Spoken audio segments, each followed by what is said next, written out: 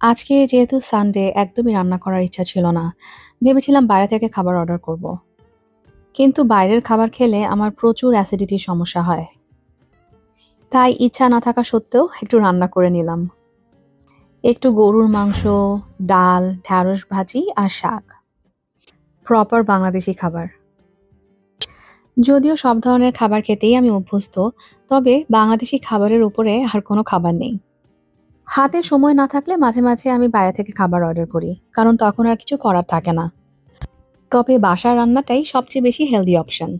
যেহেতু এখানে বেশিরভাগ সময় ঠান্ডা থাকে, তাই ৩-৪ দিন খাবার ফ্রিজে খুব ভালো থাকে, কোনো সমস্যা হয় না।